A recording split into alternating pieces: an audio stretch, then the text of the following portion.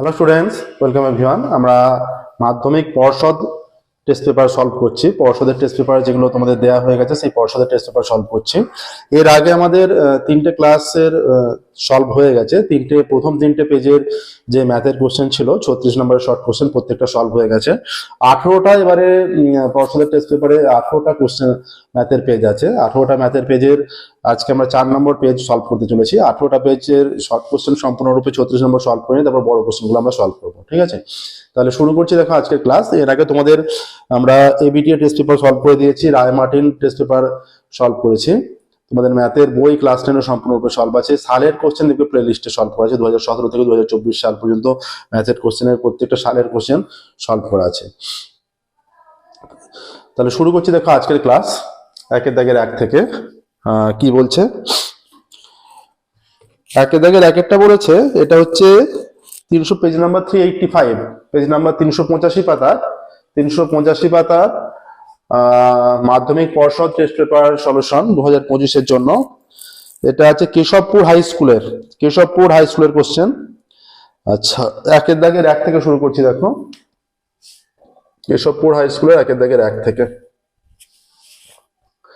যেটা বলছে এখানে যে কোন মূলধন 10 বছরে দ্বিগুণ হলে বার্ষিক সরল সুদের হার। একদমই সহজ অঙ্ক। মূলধন 10 বছরে দ্বিগুণ, তাহলে x টাকা, সেটা 10 বছরে কত হচ্ছে? দ্বিগুণ মানে 2x টাকা হয়ে যাচ্ছে। তাহলে আসল x টাকা, সুদ আসল 2x টাকা। তাহলে সুদ কত? সুদ হয়ে যাচ্ছে এই যে 2x, সুদ আসল থেকে আসলটা বিয়োগ করলেই সুদ হবে।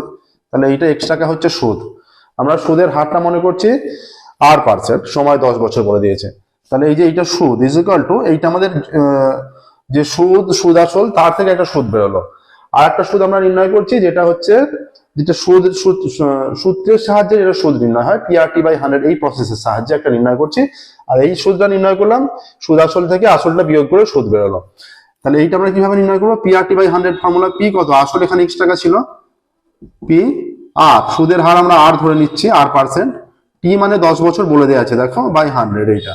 তাহলে দুটো সুদ একই টাকার সুদ সমান হবে নিশ্চয়ই, একই সময়ের উপর একই সুদের পার্সেন্ট। তাহলে এখান থেকে কি হয়ে যাচ্ছে?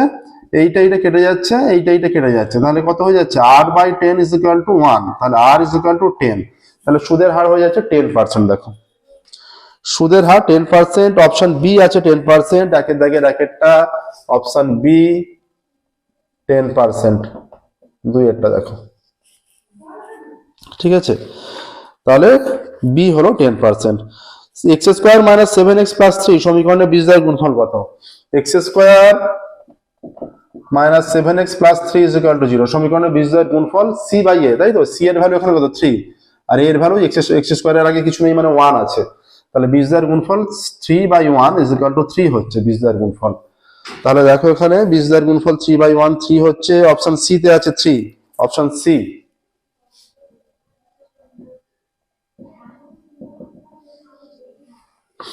আচ্ছা, ও কেন্দ্রবৃত্তের এবি ও সিডি যা দুটি দৈর্ঘ্য সমান, ও কেন্দ্রবৃত্তের এবি ও সিডি যা দুটি দৈর্ঘ্য সমান, এ ও বি কোণ 60 ডিগ্রি হলে দুটো সমান যা, মনে রাখবে, দুটো সমান দৈর্ঘ্যের যা কেন্দ্রে সমান কোণ উৎপন্ন করে। আমরা যদি এটা অপোজিট সাইডে হয়, এরা এইদিকে হয়, এটা এ বি আর এটা সিডি, দুটো সমান দৈর্ঘ্যের যা কেন্দ্রের সমান কোণ উৎপন্ন করে।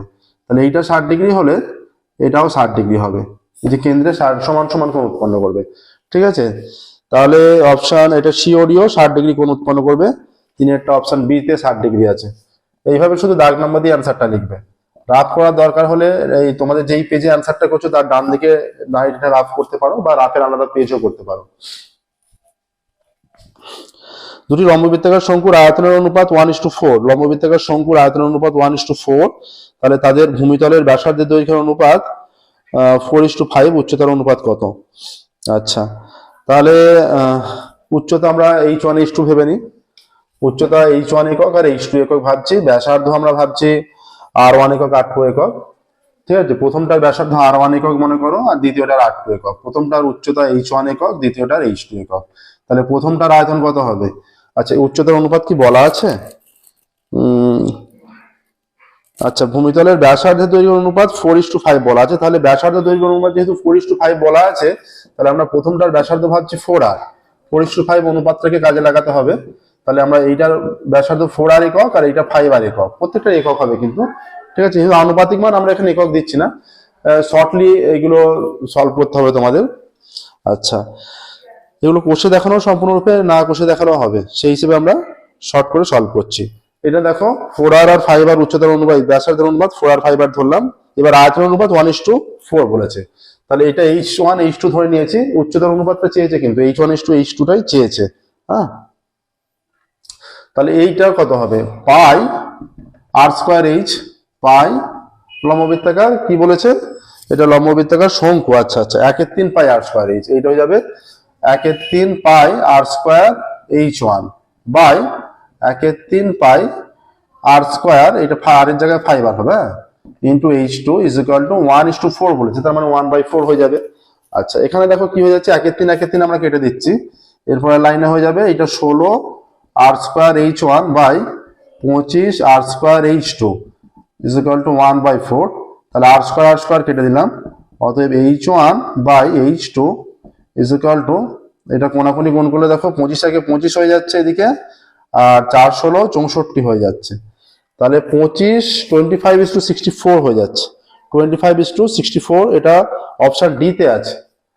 কি দেখো প্রসেসটা, এটা h1 এখান থেকে 16টা এটা কোনাকুনি গুণ করলে কত হবে দেখো, আরেকটা আমি যদি করে দিই, এটা হচ্ছে 64 h1 is equal two 25 h2। এটাকে এবার এই আকারে সাজাও, তবে কোনাকুনি গুণ করলে এই লাইনটা আসছে। তাহলে h1 is to h2 25:64, ঠিক আছে, এটা অ্যান্সার আসছে। দেখো এটা কোন অপশনে আছে, এটা আছে অপশন ডি তে।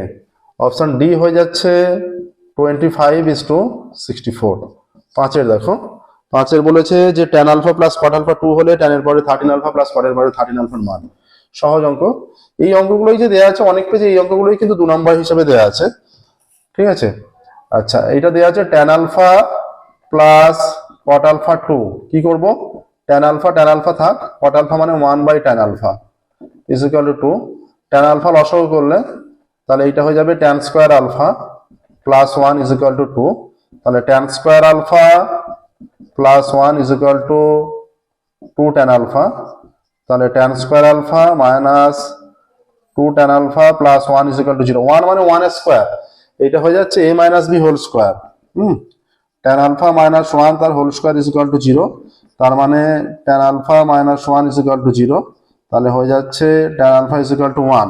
তাহলে cot আলফার ভ্যালু কত, তাহলে tan আলফা মানে 1, তাহলে cot alpha is equal to মানে 1/tan আলফা, তাহলে 1/1। tan আলফার ভ্যালুটা এখান থেকে বসালাম, 1/1 মানে 1ই হচ্ছে। এবার দেখো tan এর পরে 13 আলফা প্লাস cot এর পরে 13 আলফা, tan এর পরে 13 আলফা প্লাস cot এর পরে 13 আলফা, তার মানে হয়ে যাচ্ছে tan আলফার পরে 13 প্লাস cot আলফার পরে 13। এটা তার মানে 1 এর পরে 13 প্লাস 1 এর পরে 13, 1 এর পরে 13 মানে 1 হচ্ছে, 1 এর পরে 13 1, 1 প্লাস 1 2 অ্যান্সার আসছে দেখো এটা, ঠিক আছে। তাহলে এটা অপশন বি তে আছে 2, অপশন বি 2 হয়ে যাবে। 6 দেখো, 6 বলেছে যে x1 x2 x10 রাশিগুলির গড় 20 হলে, তারপরে প্রত্যেকটার সঙ্গে 4 4 অ্যাড আছে, তখন রাশিগুলির গড় কত হবে।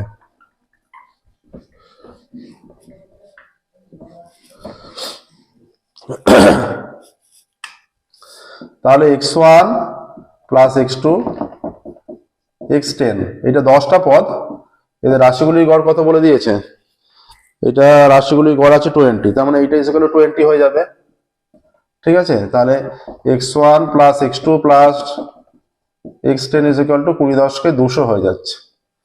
এবার দেখো যে x1 plus 4 plus x2 plus 4 plus dot dot dot plus x10 plus 4 by 10, এইটা কত হবে। এখানে দেখো এই যে x1 plus x2 plus dot dot করে প্লাস x10 আলাদা করে নিয়ে নিলে কটা 4 আছে, তার মানে x1 এর সঙ্গে একটা 4, x2 এর সঙ্গে একটা 4, এইভাবে আছে, x10 এর সঙ্গে একটা 4, তাহলে 10টা 4 হবে নিশ্চয়ই, 1 এর সঙ্গে 2 এর সঙ্গে 10 এর 3 এর সঙ্গে পরপর করে 10 এর সঙ্গে আছে, 10টা 4 যোগ করলে 4 10 40 হয়ে যাচ্ছে বাই 10। এইটার মানটা কত, এখান থেকে দেখো 200 বসিয়ে দিচ্ছে, 200 প্লাস 40 বাই 10, 240 বাই 10 24 আসছে 24। কি বলেছে যে এই রাশিগুলির গড় কত হবে, তাহলে 24 আসছে। 6এরটা অপশন বি 24 হলো। দেখো এর সাথে সাথে 1 দাগের কমপ্লিট হয়ে গেল, এবার আমরা 2 দাগে যাচ্ছি।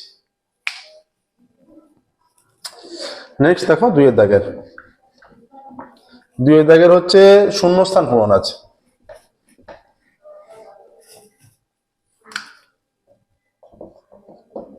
দুই দাগের শূন্যস্থান পূরণ দেখো কি বলেছে। এক ব্যক্তি ব্যাংকে 100 টাকা জমা রেখে 2 বছর পর সমূল চক্রবৃদ্ধি পেলেন 121 টাকা। বার্ষিক সুদের হার %, বার্ষিক সুদের হার R% ধরে নিচ্ছি আমরা। বার্ষিক সুদের হার যদি R%, R%, তাহলে আসল 100 টাকা 1 প্লাস R/100 টু দি পাওয়ার আমরা কত বছর পর পেলেন বলছে, পেলেন 2 বছর পর। এইটা হচ্ছে সমূল চক্রবৃদ্ধির ফর্মুলা। সমূল চক্রবৃদ্ধি কত পেলেন, এইটা ইকুয়াল টু 121 টাকা পেলেন, 121, তাই তো। এবার দেখো এইটা 1 প্লাস R/100 এর পাওয়ারে 2 ইজ ইকুয়াল টু 121/100 হয়ে যাচ্ছে, বা 1 প্লাস R/100 তারপরে 2 ইজ ইকুয়াল টু এটা হয়ে যাচ্ছে 11/10 তারপরে 2। অতএব স্কোয়ারটা যদি উভয় দিক দিয়ে তুলে দিই 1 plus R/100 is equal two 11/10, বা R/100 is equal two 11/10 minus 1, বা R/100 ইজ ইকুয়াল টু এটা 10 লসাগু 11 মাইনাস 10, বা R/100 ইজ ইকুয়াল টু 1/10। ঠিক আছে, তাহলে R ইজ ইকুয়াল টু কত হবে, 1/10 ইন্টু এটা 100 হয়ে যাচ্ছে, এটা কেটে দিলে R ইজ ইকুয়াল টু 10 হয়ে যাচ্ছে। তাহলে সুদের হার হয়ে যাচ্ছে 10%। দেখো সুদের হার এখানে পার্সেন্টটা দেওয়া আছে, তার মানে শূন্যস্থানে শুধু 10 লিখবে। পার্সেন্টটা দেওয়া আছে, শূন্যস্থানে শুধু 10 লিখবে। আচ্ছা, বলছে cos 53/sin 37 এর সরলতম মান। cos 53/sin 37, cos 53/sin 37 হয়ে যাচ্ছে এটা cos 53 sin 90 মাইনাস 53, তাহলে এটা হয়ে যাচ্ছে cos 53 sin 90 মাইনাস এটা cos থিটা, এইটাও cos 53 হয়ে যাচ্ছে, sin 90 মাইনাস এটা cos থিটা। আমরা 53 তে নিয়ে এলাম, কেউ যদি দুটোই 37 এ ঘোরাতে তাও হতো, ঠিক আছে। তাহলে ওপর নিচ কেটে গেলে পুরোপুরি কেটে যাচ্ছে 1 আসছে। মনে রাখবো ওপর নিচ পুরোপুরি কাটলে 1 হয়, পাশাপাশি প্লাস মাইনাসে কাটলে 0 হয়, ঠিক আছে। তাহলে এটা এলো 1, 3 আচ্ছা, এর পরেরটা বলছে x1 x2 x99 চলগুলো ঊর্ধ্বক্রমে সাজানো থাকলে মধ্যমা কত। এই যে দেখো x1 x2 ডট ডট করে এখানে শেষ পদ আছে x99, তাহলে এর আগের পদ x98, 99টা পদ।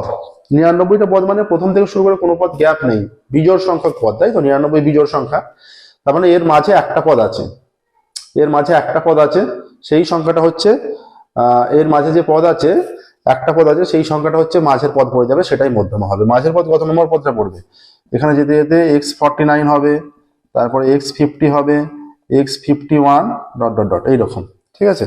তাহলে এখানে মাঝের পদ হয়ে যাবে যে x50 আছে, এটা মাঝের পদ। এদিকে দেখো 98টা 49টা পদ, এদিকে 49টা পদ আছে, এইটা 99 থেকে 51 বিয়োগ করো, হ্যাঁ, x50 49 পদ, এদিকেও 49, 51 52 থেকে পরপর গুণ, 51 52 থেকে পরপর গুনলে ওদিকেও 49 পদ পাবে, কারণ 49 প্লাস 49 98, 98, 98 প্লাস 1 99, ঠিক আছে। তাহলে x50 হচ্ছে মধ্যমা, x50। বা এটা এইভাবেও করতে পারো যে n+1/2 তম পদটা, এই যে n+1/2 এটা এততম পদটা, তাহলে 99 প্লাস 1/2 তম পদ, 100/2 তম পদ মানে এততম পদ ইজ ইকুয়াল টু 50 তম পদ, তার মানে x50 হয়ে যাচ্ছে। তাহলে ঠিক আছে, যেটা ইচ্ছে কাজে লাগাতে পারো। আচ্ছা, ABCD বৃত্তস্থ সামান্তরিক হলে এ কোণের মান। বৃত্তস্থ সামান্তরিক ABCD বৃত্তস্থ সামান্তরিক। আর বৃত্তস্থ সামান্তরিক কি হয়, বৃত্তস্থ সামান্তরিক আমরা বহুবার আলোচনা করেছি, এটা বৃত্তস্থ সামান্তরিক হয় আয়তক্ষেত্র। এটা তোমাদের ইম্পর্টেন্ট প্রয়োগ হিসাবে দেওয়া আছে, বইয়ে করে দেওয়া আছে। বৃত্তস্থ সামান্তরিক হয় আয়তক্ষেত্র, এরকম চিত্র, বৃত্তের মধ্যে কোনো সামান্তরিক সেটা আয়তক্ষেত্র হয়ে যায়। আয়তক্ষেত্রের প্রতিটা কোণ 90 ডিগ্রি হয়। ABCD যে কোনো কোণই যদি বলে তাহলে 90 ডিগ্রি হবে, এ কোণের মান 90 ডিগ্রি। ABCD এর এ কোণের মান হয়ে যাবে 90 ডিগ্রি। 5 একমুখ কাটা একটি পেন্সিলের আকার চোং ও ড্যাশের সমন্বয়। এক মুখাটা একটা পেন্সিল, এটা মনে করো পেন্সিল, এইটা এক মুখাটা, এটা পেন্সিল, চোং, আর এইটা মুখটা কি থাকে, শঙ্কু আকৃতি থাকে। তো এইটা হয়ে যাচ্ছে চোং, এই পার্টটা, এতটা পার্টটা চোং, আর এই পার্টটা শঙ্কু। তাহলে চোং ও ড্যাশের সমন্বয়, চোং ও শঙ্কুর সমন্বয়। ঠিক আছে,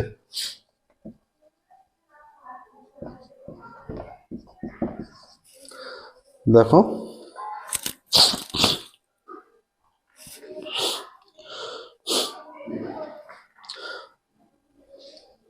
আচ্ছা, এটা শুধু শঙ্কু লিখলেই হবে, কারণ শঙ্কু এর আছে, হ্যাঁ, চোং ও শঙ্কু এর সমন্বয়। ঠিক আছে, আচ্ছা এরপরে কি বলেছে, বলে দেওয়া আছে, আচ্ছা a-2 whole square, a-2 x square plus 3x plus 5 সমীকরণটিতে a এর মান ড্যাশের জন্য দ্বিঘাত সমীকরণ হবে না। কখন দ্বিঘাত সমীকরণ হবে না?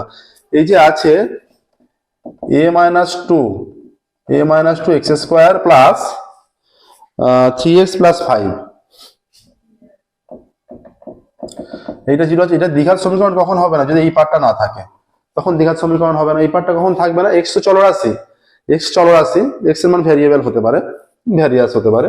তাহলে তার সহগ কি আছে? a-2। তাহলে a-2টা যদি 0 হয়ে যায়, তখন এই যে 0 ইন্টু এক্স স্কোয়ার, তাহলে এই পদটা 0 হয়ে যাচ্ছে, তাহলে এই পদটা তখন ভ্যানিশ হয়ে যাচ্ছে, থাকছে না। তাহলে শুধুমাত্র 3x প্লাস 5 পড়ে থাকছে। তাহলে a ইকুয়াল টু যদি 2 হয়ে যায়, তাহলে এই জায়গাটা 0 হয়ে যাবে, a ইকুয়াল টু 2।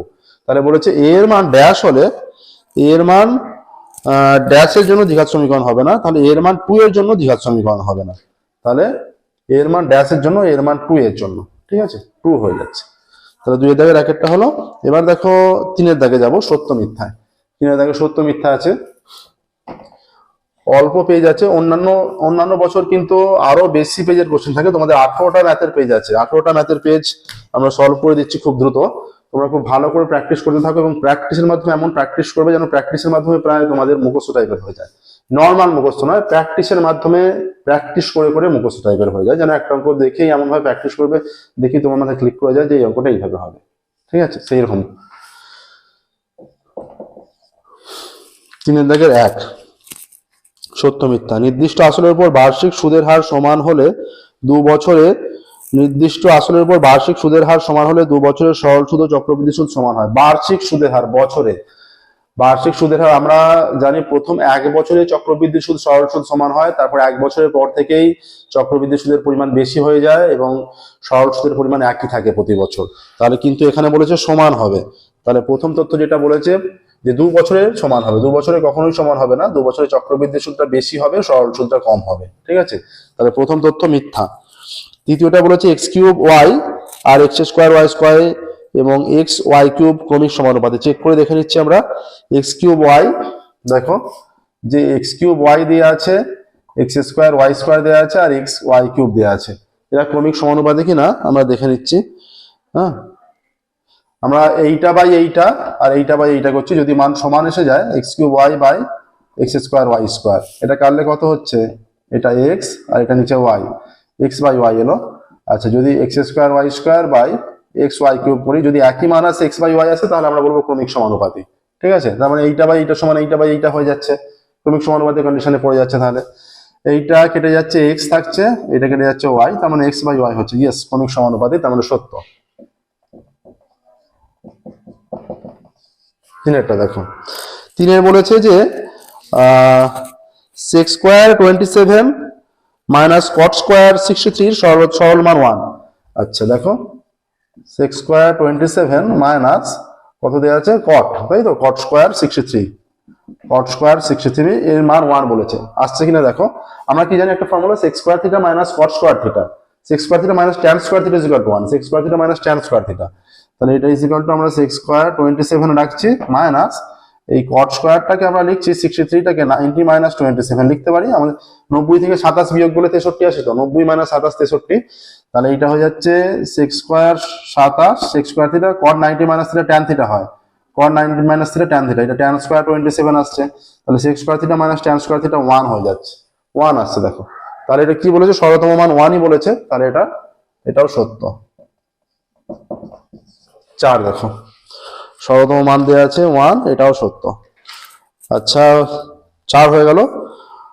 আচ্ছা 3 হলো, 4 দেখো, একটি নিরেট অর্ধগোলকের তল সংখ্যা 2টি, এটা অর্ধগোলক,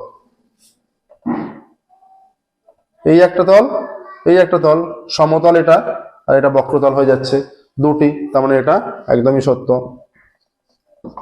5 দেখো, 5 কি হচ্ছে, ওজাইভ দুটির ছেদবিন্দু থেকে এক্স অক্ষের উপর লম্ব টানলে এক্স অক্ষের উপর লম্বের ছেদবিন্দুর ভুজি হলো মধ্যমা, একদমই তাই, এটাও সত্য। যে তথ্য দেওয়া আছে সেটাই সঠিক দেওয়া আছে। এই যে ওজাইভ তোমরা তো পড়েছো, ওজাইভ আমরা করেছি, যে বলছে এই তথ্যের উপর লম্ব টানলে যে এইরকম, এইটা মনে করো এইরকম ভাবে এইরকম ভাবে একটা আছে, বা আর এরকম ভাবে গিয়ে এইরকম আছে। এবার এইখানে ছেদ করছে, আমরা এইরকম গিয়ে এর উপর লম্ব টানি, লম্বটা তো আমরা মধ্যমা নির্ণয় করি, এইরকম চিত্রটার কথাই বলেছে, এইভাবে মধ্যমা নির্ণয় করি যে এটা থেকে এক্স অক্ষ ও লম্বের ছেদবিন্দুর ভুজি হলো মধ্যমা। এখান থেকে যে ভুজটা পেয়ে থাকি এক্স অক্ষ লম্বে, এই যে ভুজ পেয়ে যাচ্ছি, ঠিক আছে, মধ্যমা পাবো। এবার দেখো এটাও সত্য হলো। 6টা 3 দাগের 6, 7 সেমি 3 সেমি ব্যাসার্ধ বিশিষ্ট দুটি বৃত্ত বহিঃস্পর্শ করলে তাদের কেন্দ্রদ্বয়ের মধ্যে দূরত্ব 4 সেমি। এই একটা বৃত্ত, এর ব্যাসার্ধ 7 সেমি, বহিঃস্পর্শ মানে এই একটা বৃত্ত একে বহিঃস্পর্শ করেছে, এর ব্যাসার্ধ মনে করো 4 সেমি, ঠিক আছে, এরা বহিঃস্পর্শ করলে এর ব্যাসার্ধ 7 সেমি আর এটা এখান থেকে 4 সেমি, তাহলে এদের কেন্দ্রদ্বয়ের মধ্যে দূরত্ব হচ্ছে 7 আর 4 11 সেমি। দুটো বৃত্ত বহিঃস্পর্শ করলে তাদের কেন্দ্রদ্বয়ের মধ্যে দূরত্ব হয় ব্যাসার্ধের যোগফল, আর অন্তঃস্পর্শ করলে তাদের কেন্দ্রদ্বয়ের মধ্যে দূরত্ব হয় ব্যাসার্ধের বিয়োগফল। অন্তঃস্পর্শ মানে এইটা, এই চিত্র এইরকম, ঠিক আছে। কখনো এই চিত্রটাকে অন্তঃস্পর্শ ভাবে ভুল করবে না, এইটা হচ্ছে দুরবৃত্ত ছেদ করার কন্ডিশন, এটা ছেদ করলে এই চিত্র হয়, ঠিক আছে। তাহলে এটা বহিঃস্পর্শ, এটা অন্তঃস্পর্শ, এটা ছেদ, ঠিক আছে। তাহলে বহিঃস্পর্শ করলে তাহলে 7 সেমি আর 4 সেমি 11 সেমি হয়, কিন্তু এখানে বলেছে 7 সেমি আর 3 সেমি, 7 সেমি আর 3 সেমি 10 সেমি হয়, 10 সেমি হওয়ার কথা, কিন্তু এই অন্তঃস্পর্শের কন্ডিশনটা বলে দিয়েছে, বিয়োগফলটা বলে দিয়েছে, এখানে যোগফল হবে 10 সেমি হওয়ার কথা। তাহলে এটা যেটা দিয়েছে ভুল, মিথ্যা, 4 সেমি না 10 সেমি হবে, 10 সেমি হলে সত্য হতো। আর 3 সেমি 4 সেমি যে দিয়েছে সেটাও সত্য হবে যদি বহিঃস্পর্শ না বলে অন্তঃস্পর্শ বলতো, ঠিক আছে। 3 দাগের কমপ্লিট হলো। এবার আমরা 4 দাগে যেগুলো 2 নম্বরের কোশ্চেন সেগুলো সলভ করছি। দেখো,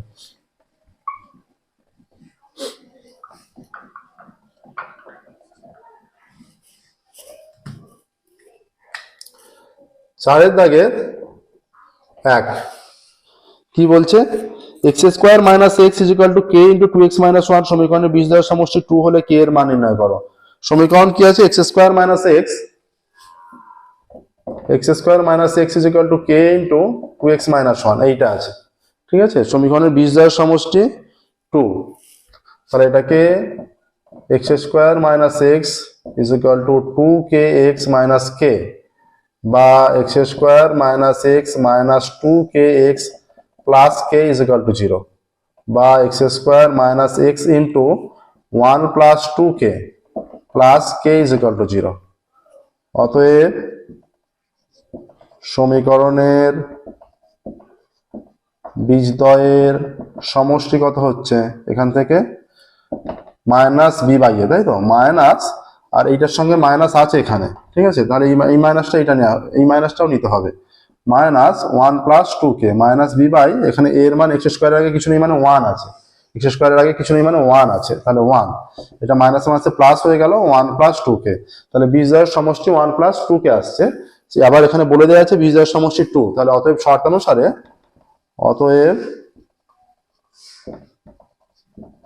শর্তানুসারে 1 plus 2k is equal to 2, বা 2k is equal to 2 minus 1, বা k ইজ ইকুয়াল টু 1। তাহলে এখানে আসছে k এর মান 1 আসছে, ঠিক আছে। কি বলেছে, বলেছে যে সমীকরণের বীজদ্বয়ের সমষ্টি 2 হলে k এর মান, তাহলে এটা ছিল x square minus x is equal two K into 2x minus 1, ঠিক আছে। আচ্ছা, না এটা 2k ছিল, তাহলে এটা 2k ছিল, এটা বিয়োগ করলে কে হলো, বা কে ইজ ইকুয়াল টু হয়ে যাচ্ছে 1/2, কে ইজ ইকুয়াল টু 1/2 আসছে, বলছে কে এর মান নির্ণয় করো। অতএব লিখবে, অতএব অ্যান্সার লিখবে, অতএব কে এর মান হাফ। দেখো এইভাবে করতে হবে, ঠিক আছে। তাহলে 1 দাগেরটা হয়ে গেল। নেক্সট দেখো 2 দাগের,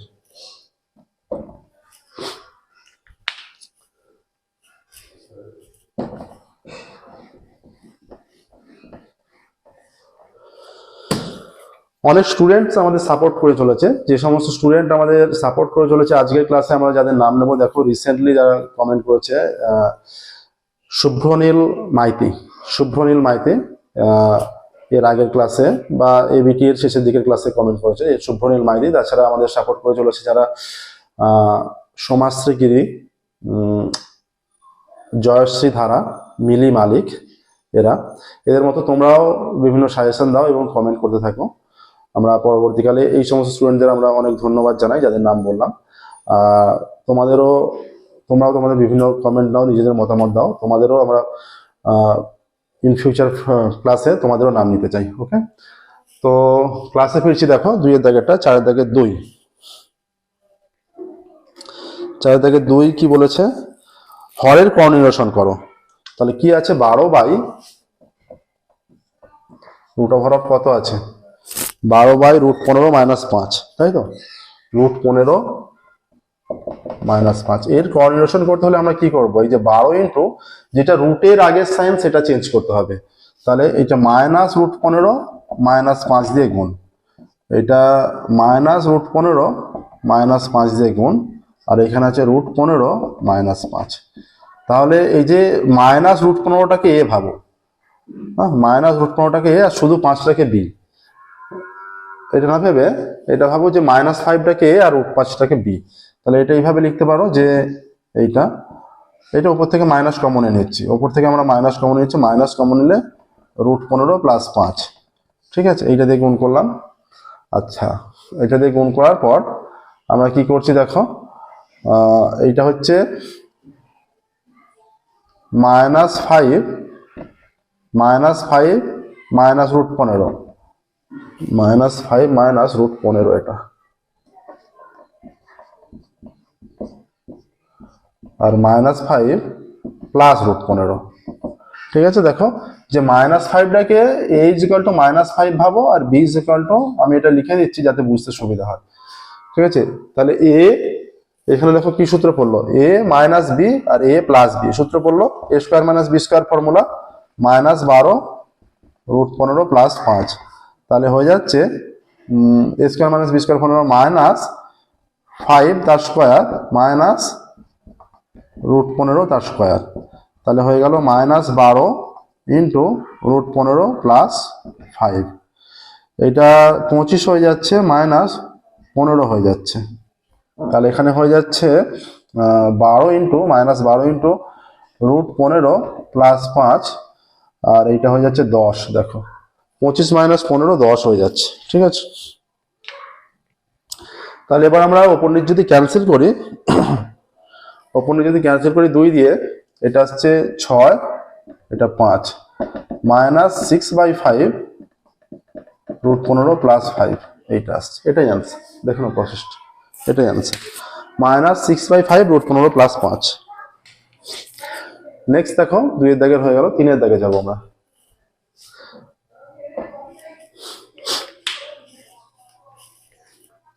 সবসময় মনে রাখবে যে রুট দিয়ে যেটা থাকে তার বিপরীত সাইন দিয়ে গুণ করতে হয়। রুটের আগে এখানে প্লাস সাইন আছে, তার যেটা নর্মাল সেটা তার সাইনটা ফিক্সড থাকবে, এর সাইনটা চেঞ্জ হবে। ঠিক আছে, এর সাইনটা প্লাস ছিল, মাইনাস নিয়ে সেটা দিয়ে উপর নিচে গুণ হবে।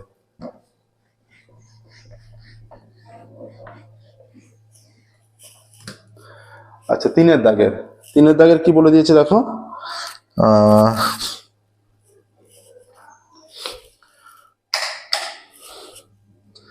3 এর দাগের অঙ্ক এখানে বলা আছে যে কোনো ব্যবসায় ABC এর মূলধন অনুপাত 1/x 1/y 1/z, যে বছর শেষে ক্যাপিটাল Z টাকা লাভ হয়েছে, এ লাভের পরিমাণ।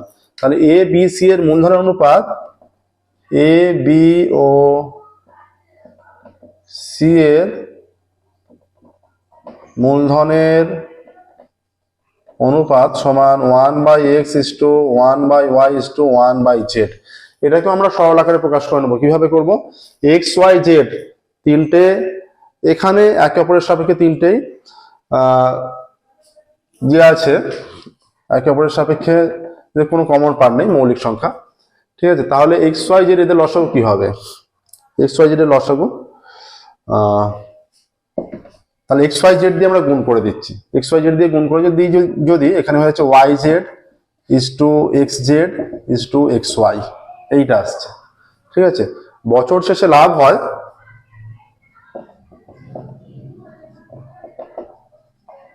বছর শেষে লাভ হয় ক্যাপিটাল জেড টাকা। ঠিক আছে, বছর শেষে লাভ হয় ক্যাপিটাল জেড টাকা। তাহলে এ লাভের পরিমাণ, এর আনুপাতিক মানটা প্রথমের আছে, অতএব এর লাভের পরিমাণ, অতএব এ এর লাভের পরিমাণ is equal to A Y Z আছে প্রথমে, Y Z by X Y plus Y Z plus Z X into capital J এত টাকা। ঠিক আছে, এর লাভের পরিমাণ এত টাকা। তাহলে কত হয়ে যাবে ওপরে, আচ্ছা এর লাভ এ তো উপরে ওয়াই জেড হয়ে যাচ্ছে, তাহলে ওয়াই জেড স্কোয়ার হয়ে যাবে। ঠিক আছে, ইজ ইকুয়াল টু এটা হয়ে যাচ্ছে Y Z into Z Z square X Y plus Y Z plus Z X এত টাকা। এর লাভের পরিমাণ এত টাকা। দেখুন বি এর লাভ বললে ওপরে জেড এক্স হতো, নিচে হরের মানটা সেম হতো। ঠিক আছে, এইভাবেই করতে হবে। এর লাভের পরিমাণ এত টাকা হয়ে গেল 4-3। এবার দেখো 4-4 যাচ্ছি।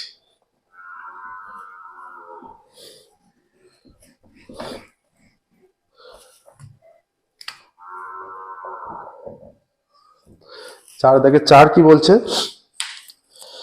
বলেছে কোন স্থানের লোক সংখ্যা 13,310 জন ছিল, কি হারে বৃদ্ধি পেলে 3 বছরে 17,280 জন হবে। কোন স্থানের লোক সংখ্যা, কোন স্থানের লোক সংখ্যা 13,310 জন, কোন স্থানের লোক সংখ্যা 13,310 জন 3 বছরে বৃদ্ধি পেয়ে হয় 17,280 জন। 3 বছরে বৃদ্ধি পেয়ে হয় 17,280 জন।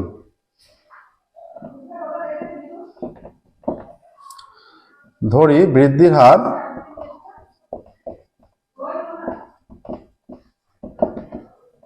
Is equal two R%। ঠিক আছে, তাহলে শর্তানুসারে কি হয়ে যাবে,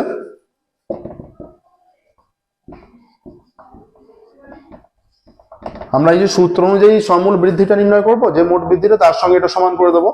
সূত্র অনুযায়ী হয়ে যাবে লোক সংখ্যা এতজন ছিল, এর উপর বৃদ্ধি পাচ্ছে 13,310 ইন্টু 1 প্লাস R/100 তার পাওয়ারে 3 ইজ ইকুয়াল টু 17,280। এইটা হবে, তাই তো, বা 1 প্লাস R/100 তার পাওয়ারে 3 ইজ ইকুয়াল টু 17,210 বাই 13,310, 0 0 কেটে গেল, বা 1 প্লাস R/100 তার পাওয়ারে 3 ইজ ইকুয়াল টু 1728 বাই 1331, বা 1 প্লাস R/100 তার পাওয়ারে 3। এইটা 12 কে 3 বার গুণ করলে 1728 হয়, মনে রাখবে, আর 11 কে 3 বার গুণ করলে 1313 হয়। তাহলে 12/11 তার কিউব হয়ে যাচ্ছে।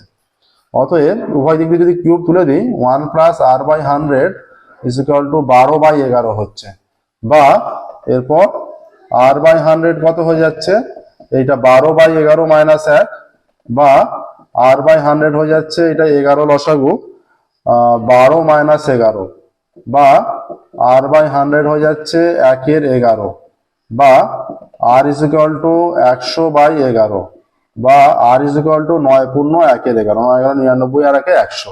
তাহলে জনসংখ্যা এখানে বৃদ্ধির হার, লোক সংখ্যা বৃদ্ধির হার 9.11%। ঠিক আছে, অতএব উত্তর লিখবে লোক সংখ্যা বৃদ্ধির হার 9.11%। স্টেটমেন্ট অবশ্যই লিখবে, প্রত্যেকটা অঙ্কের উত্তর অবশ্যই লিখবে যে লোক সংখ্যা বৃদ্ধির হার 9.11%, পার্সেন্টটা দেবে অবশ্যই। দেখো 4-এর দাগেরটা হলো, এবার আমরা 5-এর দাগে যাচ্ছি।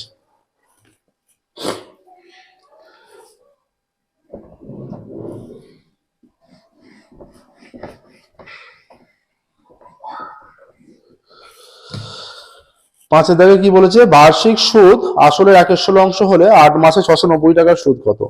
আচ্ছা, ধরি আসল ইজ ইকুয়াল টু x টাকা, অতএব সুদ কত, সুদ বলছে আসলের 1/16 অংশ, তাহলে x ইন্টু 1/16 এত টাকা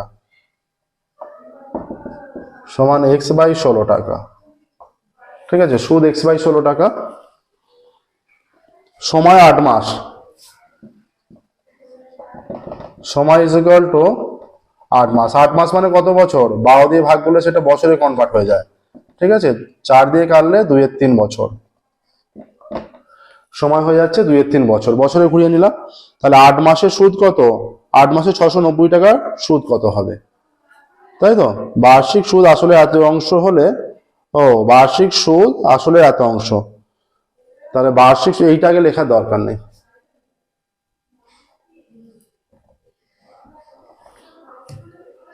তাহলে ধরি সুদের হার 8%, সুদের হারটাকে নির্ণয় করছে।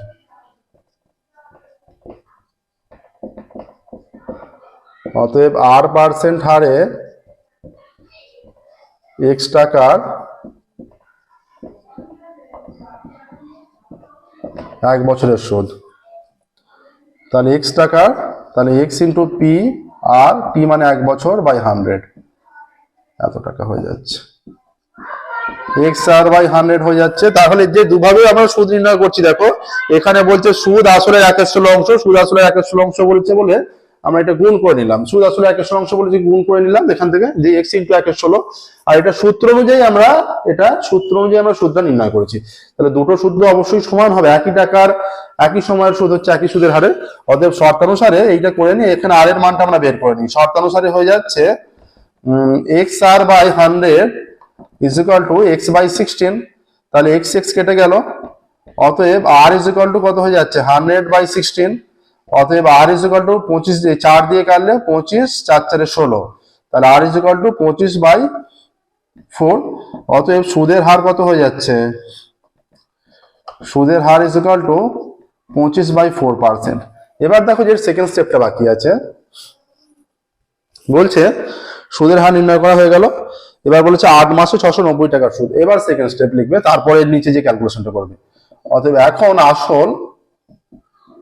এখন আসল সমান 690 টাকা। আচ্ছা, সময় কত? সময় ইজ ইকুয়াল টু 8 মাস, ইজ ইকুয়াল টু 8/12 বছর। মাসকে 12 দিয়ে ভাগ করলে বছরে পরিণত হয়, আর দিন সংখ্যা থাকলে দিনকে 365 দিয়ে ভাগ করলে বছরে পরিণত হয়। ঠিক আছে, তাহলে এটা 4 দিয়ে কেটে গেলে 2-3 বছর হয়ে যাচ্ছে, সময় 2-3 বছর। এবার দেখো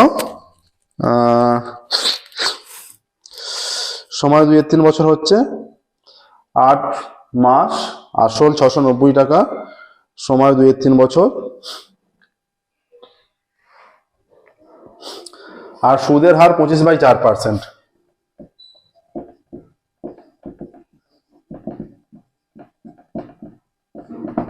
এত পার্সেন্ট, অতএব বলছে এত টাকার সুদ কত হবে? অতএব সুদ PRT/100 এত টাকা, পি মানে 690, আর মানে 25/4, টি মানে 2/3/100, এটা হবে। এইটা থেকে কি হয়ে যাবে? 690টা ওপরে, এর 25টা ওপরে, 4টা নিচে চলে আসবে, 2টা ওপরে, 3টা নিচে চলে আসবে, আর 100 আছে, এত টাকা। দেখো 3 দিয়ে কেটে দিলে 3 দুগুণে 6, 3 3 9, 230, এই একটা শূন্য, এই একটা শূন্য কেটে দিচ্ছি, এইটাকে 2 দিয়ে কাটলে 5 হয়, 5 দিয়ে কেটে দিলে 5 5 25, 5 হয়ে গেল। ঠিক আছে, তাহলে 4 আর কাটা যাচ্ছে না, এখানে নিচে 4 থেকে যাচ্ছে, 3 5 15, 5 হাতে থেকে 1, 5 জন্য 10 আর 11, 111/4, 4 দুগুণে 8, 3 35, 4 8 32, 3 30, 4 7 28, 5।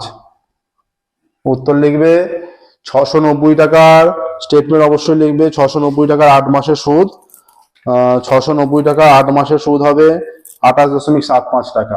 এই স্টেটমেন্টটা অবশ্যই লিখবে। এই ক্যালকুলেশন করলে উত্তর লিখলে 690 টাকার 8 মাসের সুদ 28.75 টাকা। ঠিক আছে, 5 হলো 6, দেখো 6 অঙ্ক। আয়তক্ষেত্রের অঙ্ক দিয়েছে, এই অঙ্কটা আমরা অনেকবার সলভ করেছি, প্লাস এই অঙ্কটা প্রয়োগের জন্য ইম্পর্টেন্ট হিসাবে দেয়া আছে, এবং এই স্টেটমেন্টটা ধরেই অঙ্কটা দিয়েছে যে ABCD আয়তকার চিত্রের অভ্যন্তরে O বিন্দু এমনভাবে অবস্থিত এই চিত্রটা তোমরা অঙ্কন করবে পেন্সিল এবং স্কেলের সাহায্যে চিত্রটা অঙ্কন করবে। ABCD আয়তাকার চিত্র, এই যে ABCD।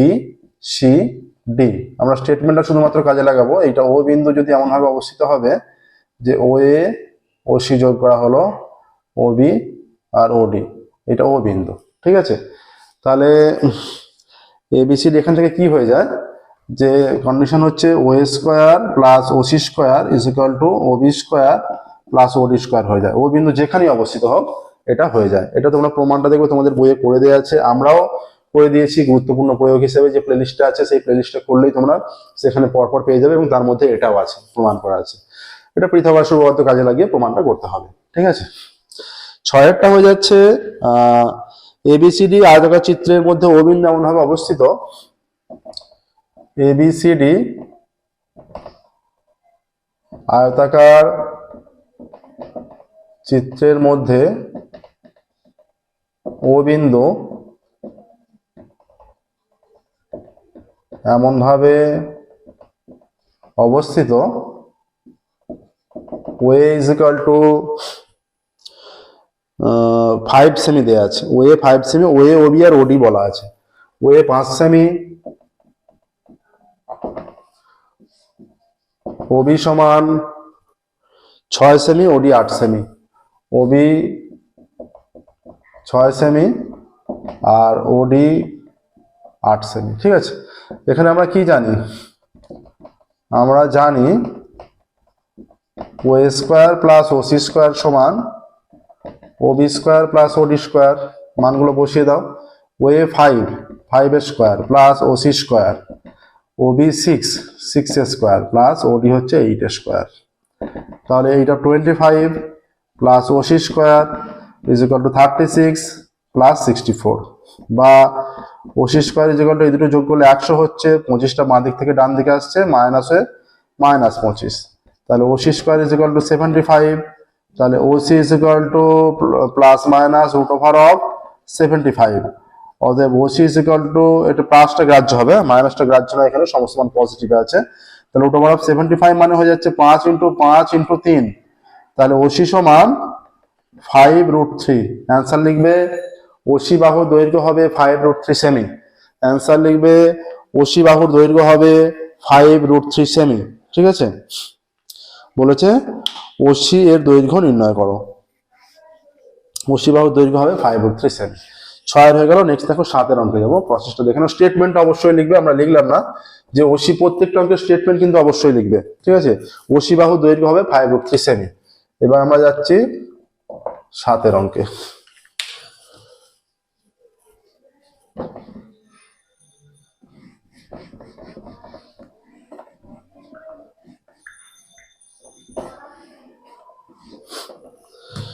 সাতের অঙ্ক বলে দিয়েছে দুটি বৃত্তের ব্যাসার্ধের দৈর্ঘ্য 8 সেমি ও 3 সেমি, তাদের কেন্দ্রদ্বয় দূরত্ব 13 সেমি।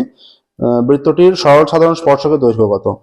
দুটো বৃত্ত, একটা 8 সেমি 13 সেমি, এটা হচ্ছে 8 সেমি আর এটা 3 সেমি, ঠিক আছে। এখান থেকে এটা 8 আর এটা 3।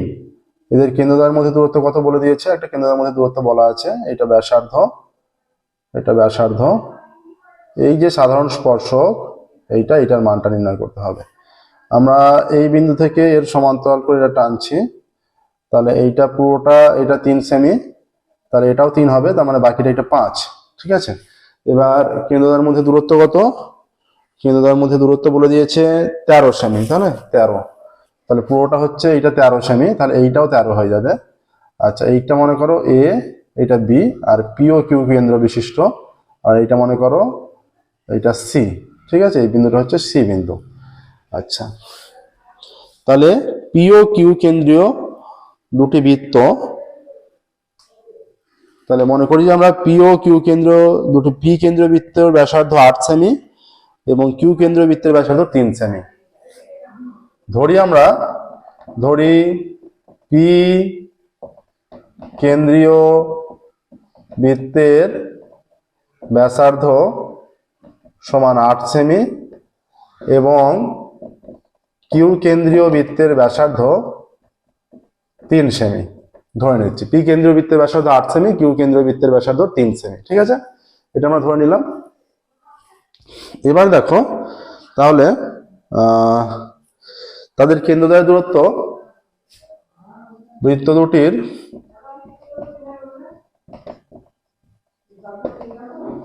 কেন্দ্রদ্বয়ের দূরত্ব ইজ ইকুয়াল টু 13 সেমি। কেন্দ্রদ্বয়ের দূরত্ব 13 সেমি হলো। এবার দেখো এ বিন্দু থেকে, তাহলে এখানে আমরা কিছুটা লিখে নিই। দেখো এই যে অতএব এপি সমান 8 সেমি আর বিকিউ সমান 3 সেমি। তাহলে এবি উভয়ের সাধারণ স্পর্শক, এবি বৃত্ত দুটির সাধারণ স্পর্শক। তাহলে এবিটা নির্ণয় করতে হবে, এবি বৃত্ত দুটির সাধারণ স্পর্শক, এখানে এবিটা নির্ণয় করতে হবে। এবার আমরা বি বিন্দু থেকে পিকিউ এর সমান্তরাল করে পিকিউ সমান্তরাল বিসি অঙ্কন করলাম, পিকিউ সমান্তরাল বিসি অঙ্কন করে নিলাম, পিকিউ সমান্তরাল বিসি অঙ্কন করলাম। এই কোণটা অলরেডি 90 ডিগ্রি হয়ে আছে, ঠিক আছে, এটা সমান্তরাল অঙ্কন করলাম। আচ্ছা, এটা যেহেতু সমান্তরাল অঙ্কন করলাম, অতএব পিকিউ সমান বিসি সমান 13 সেমি হয়ে যাবে, দুটো 13 সেমি হবে, দূরত্ব একই থাকবে, ঠিক আছে। এবার দেখো অতএব ত্রিভুজ, অতএব হয়ে যাচ্ছে, অতএব bq is equal two PC is equal two 3 semi হবে, এটাও 3 সেমি হবে। অতএব এসি ইজ ইকুয়াল টু কত হবে, AC is equal to AP minus CP সমান 5 সেমি মাইনাস 3 সেমি। ও না, 5 না, পুরোটা হচ্ছে 8 semi, 8 semi minus 3 semi 5 semi হয়ে যাচ্ছে, পুরোটা 8 সেমি। তাহলে এইটা হয়ে যাচ্ছে 5 সেমি, এটা 13 সেমি, বিসি লিখে দিয়েছি 13 সেমি। এবার দেখো যেহেতু P A perpendicular to A B, তাই ত্রিভুজ এসিবি সমকোণী ত্রিভুজ, এসিবি সমকোণী ত্রিভুজ।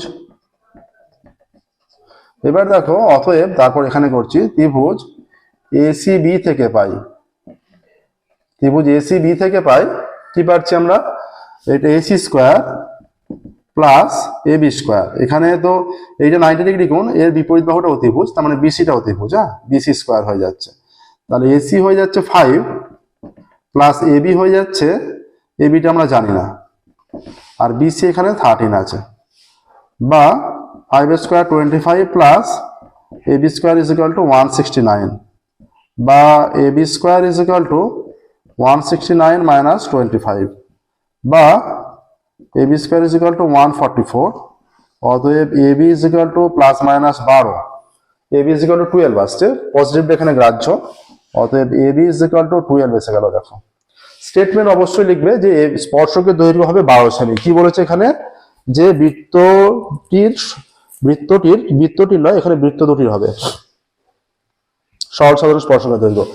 লিখবে বৃত্ত দুটির সরল সাধারণ স্পর্শকের দৈর্ঘ্য 12 সেমি, এটা অবশ্যই উল্লেখ করবে। বৃত্ত দুটির সরল সাধারণ, নিচে এখানে উল্লেখ করবে বৃত্ত দুটির সরল সাধারণ স্পর্শকের দৈর্ঘ্য 12 সেমি।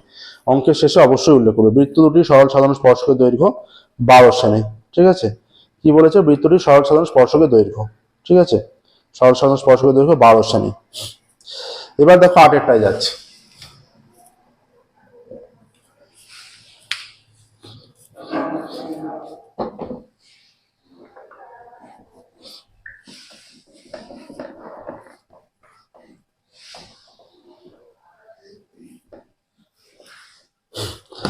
নেক্সট দেখো 8টা, একটি ঘড়ির ঘন্টার কাঁটা 1 ঘন্টায় যে কোণ আবর্তন করে তার মান। একটা দেখো, আমি ঘন্টার কাঁটা এখানে একটা ঘড়ি যদি হয়ে যায় তোমাদের, এটা তো 12টা, এটা হয়ে যায় 6টা, এখানে 3টে, এখানে 9টা, এখানে 1টা, এখানে 2টো, এখানে 4টে, এখানে 5টা, এখানে 7, এখানে 8, এখানে 10, এখানে 11।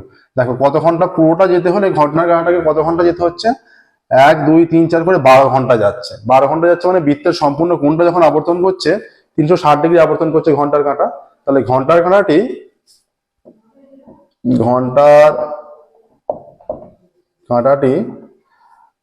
12 ঘন্টায় আবর্তন করে, 12 ঘন্টায় আবর্তন করে 360 ডিগ্রি, অতএব 1 ঘন্টায় আবর্তন করে 360 degree by 12 is equal to 15 degree. 1 ঘন্টায় 15 ডিগ্রি আবর্তন করছে ঘন্টার কাঁটাটি, ঠিক আছে? ঘন্টার কাঁটাটি 1 ঘন্টায় 15 ডিগ্রি আবর্তন করছে, তার মানে 1 ঘন্টায় 15 ডিগ্রি কোণ উৎপন্ন করছে। এবার এই 15 ডিগ্রি কোণের বৃত্তীয় মান, অতএব আমরা কি জানি?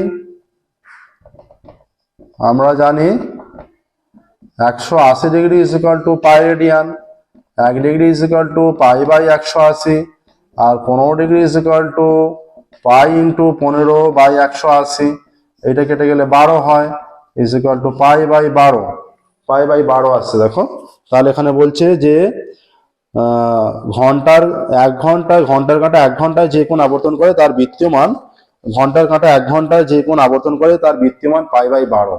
ঘন্টার কাঁটা 1 ঘন্টায় যে কোণ আবর্তন করে তার বৃত্তীয় মান হয়ে যাবে পাই বাই 12। উত্তর লিখবে, অতএব ঘন্টার কাঁটা 1 ঘন্টায় যে কোণ উৎপন্ন করে, যে কোণ উৎপন্ন করে তার বৃত্তীয় মান পাই বাই 12। ঠিক আছে, দেখো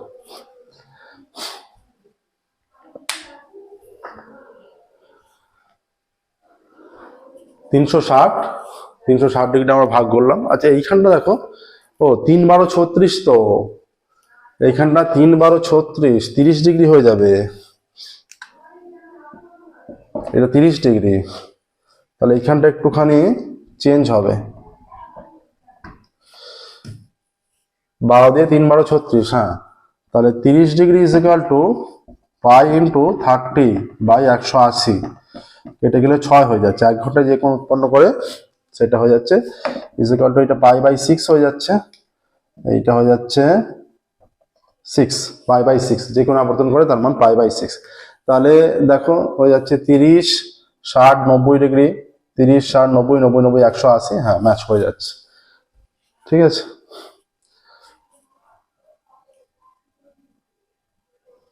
আটের হয়ে গেল। 9 অঙ্ক দেখো,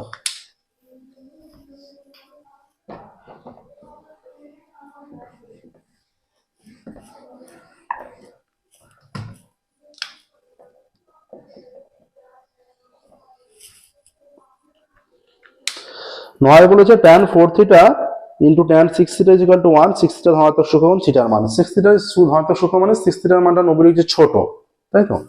দেখো আমরা কিভাবে করে দিই, tan 4 theta into tan 6 theta is equal to 1, অতএব আমরা লিখতে পারি tan 6 theta is equal to 1 by tan 4 theta. দেখো 6 থিটা যদি ধনাত্মক সূক্ষ্মকোণ হয়, 6 থিটা 90 ডিগ্রি ছোট মানে 4 থিটা তো অটোমেটিক ছোট হবেই, 4 থিটা আরো ছোট, বা tan 6 theta is equal to 1 by tan মানে cot, cot 4 থিটা, বা tan 6 theta is equal to, এটাকে লিখে দাও cotটাকে যে tan 90 minus 4 theta, tan 90 minus theta cot theta, অতএব 6 theta is equal to 90 minus 4 theta, বা 6 theta plus 4 theta is equal to 90 degree, বা 10 theta is equal to 90 degree, বা theta is equal to 90 degree by 10, বা theta is equal to 9 degree আসছে, theta 9 degree. তাহলে কিসের মান চেয়েছে? মান চেয়েছে, আচ্ছা থিটার মানই চেয়েছে, উল্লেখ করবে এখানে, অতএব থিটার মান 9 ডিগ্রি, অতএব থিটা এর মান 9 ডিগ্রি। দেখো থিটার মান 9 ডিগ্রি। 9 অঙ্ক হয়ে গেল। দেখো সহজ অঙ্ক ছিল। 10 অঙ্কে যাবো এবার।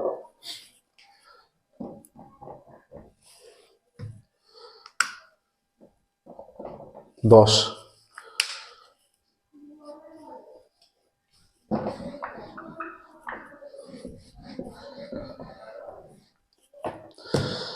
অঙ্ক বলেছে, এখানে বলেছে দুটি গোলকের বক্রতলের ক্ষেত্রফলের অনুপাত দেওয়া আছে, তাদের দুটি গোলকের বক্রতলের ক্ষেত্রফলের অনুপাত দেওয়া আছে, তাদের ব্যাসার্ধের অনুপাত চেয়েছে। গোলকের ক্ষেত্রে বক্রতলের ক্ষেত্রফল, সমগোলকের ক্ষেত্রফল একই হয়। আমরা গোলকের ব্যাসার্ধ ধরে নিচ্ছি। ধরি প্রথম গোলকের ব্যাসার্ধ, ধরি প্রথম গোলকের ব্যাসার্ধ ইজ ইকুয়াল টু r1 একক। ঠিক আছে, প্রথম গোলকের ব্যাসার্ধ বলে দিয়েছে তাহলে প্রথম গোলকের বক্রতলের ক্ষেত্রফলও বের করে নিই। অতএব প্রথম গোলকের বক্রতলের ক্ষেত্রফল ইজ ইকুয়াল টু 4πr1² এটা বর্গ একক হয়ে যাবে। আচ্ছা, আরো ধরে নিচ্ছি, এবং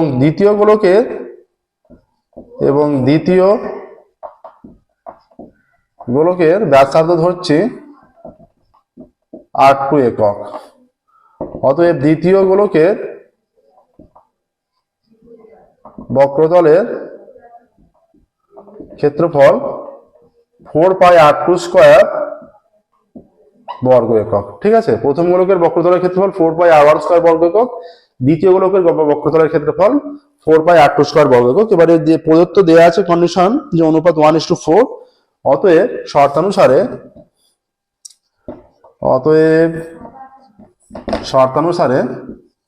4πr1² 4πr2² is equal two 1:4 দেয়া আছে। অতএব 4πr2² ইজ ইকুয়াল টু 1/4। 4 কেটে গেল, তাহলে r1² ইজ ইকুয়াল টু 1/4। অতএব r1/r2 তার square is equal to half তার স্কোয়ার। তাহলে স্কোয়ার টু উভয় দিক দিয়ে তুলে দিলে r1/r2 ইজ ইকুয়াল টু 1/2। আমরা ধরি r1 is equal two r এবং r2 is equal two 2r। ধরি r1 is equal two r একক এবং r2 is equal two 2r একক। যেহেতু অনুপাতে মানটা এসছে আমরা ধরতে পারি। ঠিক আছে, এবার দেখো, অতএব প্রথম গোলকের আয়তন, দুটোর আয়তন নির্ণয় করে অনুপাত নির্ণয় করতে হবে এবার। আচ্ছা, আমরা এবার এইখানটাকে, তোমরা ক্যালকুলেশনটা দেখে নিয়েছো, এবার এই জায়গাটা ক্যালকুলেশনটা করছি। অতএব প্রথম গোলকের আয়তন,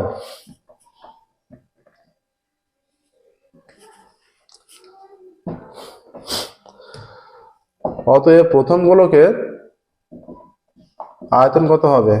এটা ব্যাসার্ধ, তাহলে 4π4/3 r³ হয়ে যাচ্ছে, এত ঘন একক।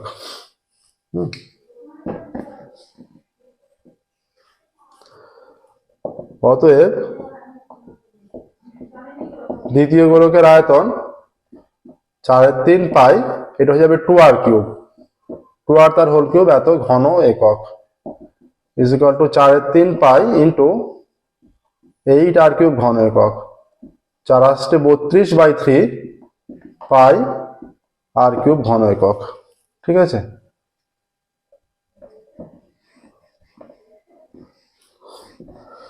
অতএব গোলক দুটির আয়তনের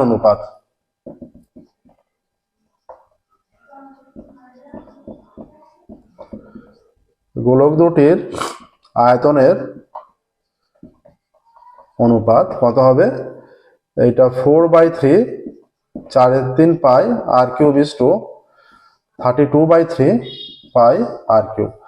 আচ্ছা, তাহলে r³ দিয়ে ভাগ করে দিই, 4/3 থাকছে ইজ টু 32/3 থাকছে, 3 দিয়ে গুণ করে দিই, 4:32।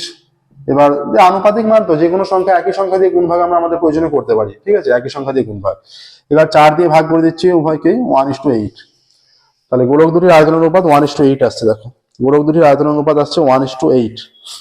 ঠিক আছে, নেক্সট দেখো, 10 হয়ে গেল, 11 অঙ্কে যাচ্ছি। 11 অঙ্ক কি বলেছে দেখো,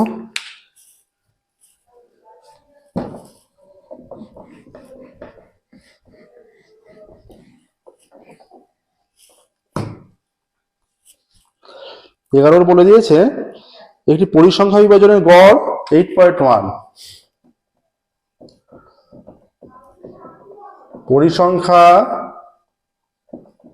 বিভাজনের গড় x² ইজ ইকুয়াল টু 8.1। ঠিক আছে, আচ্ছা, summation of fi(xi) is equal two 132 plus 5k। Summation of fi(xi) 132 plus 5k। Summation of fi is equal to 20।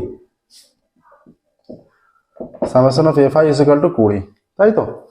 এবার দেখো, k এর মান চেয়েছে, তাহলে আমরা কি জানি? আমরা জানি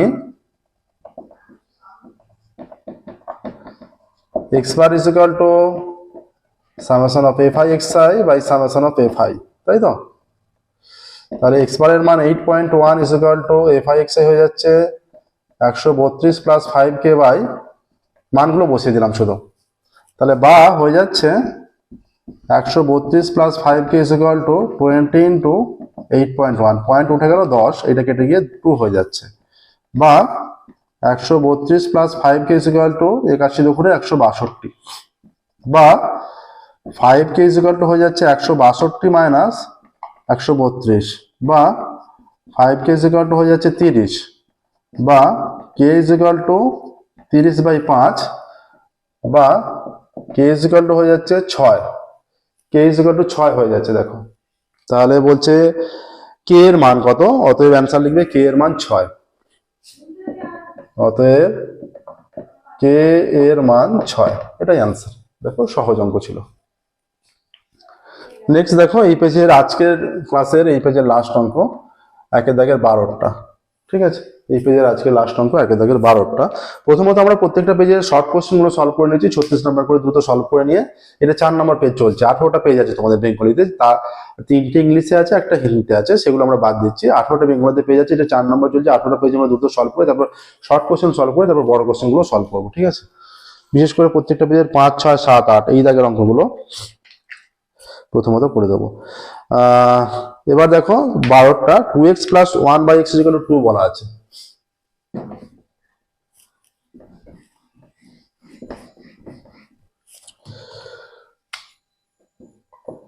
টু এক্স প্লাস 1/x = 2, তাহলে মান নির্ণয় করতে দিয়েছে x/2x² প্লাস x প্লাস 1।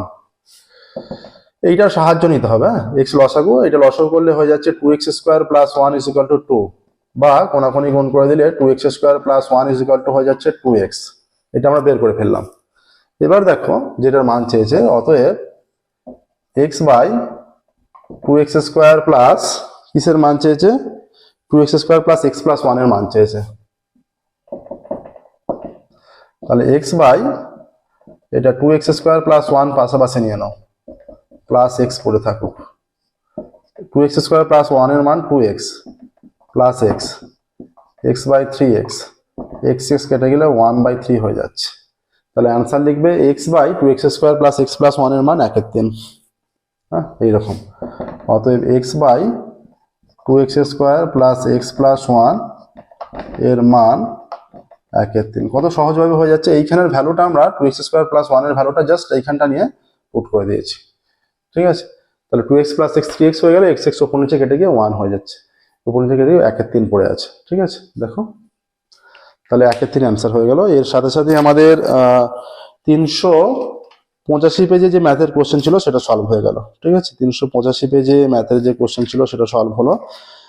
আজকের ক্লাস আমরা এখানেই স্টপ করব এবং এর পরবর্তী ক্লাস, এর পরবর্তী 388 পেজে ম্যাথের যে কোশ্চেন আছে সেটা সলভ করব। এর পরবর্তী ক্লাসে 388 পেজে ম্যাথের যে কোশ্চেন আছে সেটা দ্রুত এর পরের ক্লাসে সলভ করবো। আমাদের ক্লাস আমাদের ভালো লেগে থাকলে প্রত্যেক ভিডিওগুলো ক্লাসগুলো লাইক করবে, চ্যানেল সাবস্ক্রাইব করবে, নোটিফিকেশন অন করবে, যাতে পরবর্তী ক্লাসগুলো পাবলিশ করার সাথে সাথে তোমাদের কাছে নোটিফিকেশন পৌঁছে যায়।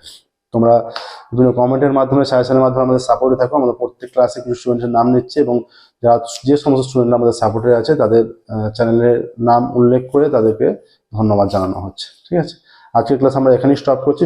পরবর্তী ক্লাসে আমরা এর পরের ক্লাস যেটা পরের ম্যাথের কোশ্চেন সলভ করবো। Thank you very much everyone.